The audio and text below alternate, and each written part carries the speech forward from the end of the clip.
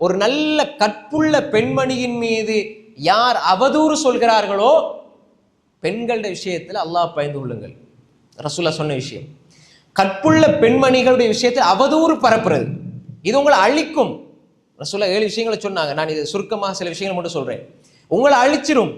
யாரோ உங்களோட ஆசைக்கு இணங்கி வரவில்லை என்பதற்காக, உங்களோட பிள்ளை லவ் பண்ணிச்சுது, உங்களோட பிள்ளை இப்படி பழகிருச்சு, அல்லது எந்த மகனுக்கு இப்படி ஒரு தொடர்பு இருக்குது, என மச்சாண்ட மகனுக்கு இப்படி தொடர்பு இருக்குதுன்னு சொல்லி, இதெல்லாம் ஹராம். அதாவது ஆண் பெண் தகாத முறையில் காதலிப்பது என்பது மார்க்கத்தில் கூடாது. காதலிக்கிறது கூடாது என்பதை தாண்டி முதலாவது தேவையில்லாம பார்க்கறது, எந்த தேவையும் இல்லாம பார்க்கறது, தேவையில்லாம பேசுறது, குலைஞ்சு பேசுறது, இப்படி இதெல்லாம் ஹராம், கூடாது.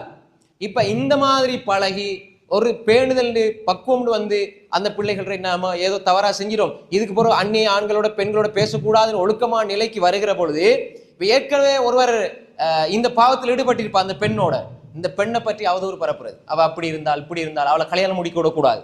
இன்னைக்கு சர்வசாதாரண முஸ்லீம் ஊர்களை நடக்குது.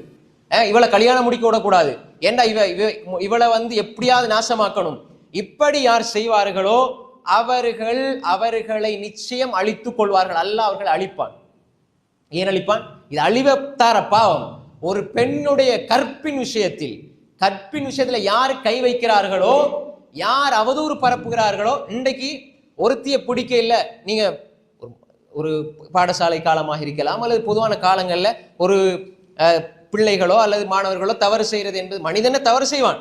அப்ப அதை நான் இலகுபடுத்தி சொல்லல, அது பெரிய பாவம். ஆனா ஏதோ நடந்துட்டு காதலிக்கிறாங்க, அல்லது ஏதாவது நடந்துருச்சுண்டா, இப்ப வீட்டுல பிரிச்சு வச்சா, இப்ப இருக்கிற தொழில்நுட்ப வசதிகளை பயன்படுத்தி 2 பேர் ஒன்னா இருக்கிற மாதிரி போட்டோ, அல்லது 2 பேர் இப்படி இருக்கிறாங்க, அல்லது அங்க போன மாதிரி, அல்லது ஆபாசமா சித்தரிச்சு, இப்பதான் ஏஐ தொழில்நுட்பங்கள் எப்படி வளர்ந்துருக்கு, எது மாதிரி செய்யலாம், 1000 விதமா எடிட் பண்ணலாம். இப்படி எடிட் பண்ணி சமூக வலைத்தளங்கள்ல பகிர்ந்து கொள்றது, அல்லது வேற நண்பர்களுக்கு கொடுக்கிறது, அல்லது அடுத்தவங்களுக்கு காட்டுறது, திருமண பேச்சுவார்த்தையை சீர்குலைக்கிறது, செய்யாத பாவத்தை செஞ்சதா இப்படி ப்ரூஃபை காட்டுறதெல்லாம் அவங்கள நீங்க பாதிப்பை உண்டாக்கலாம் நினைக்கலாம்.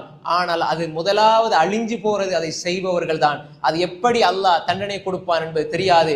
எனவே கற்பினுடைய விஷயத்தில், பெண்களுடைய கற்புடைய விஷயத்துல யார் அவதூறு பரப்புவார்களோ அது அழிவை கொண்டு தரும்.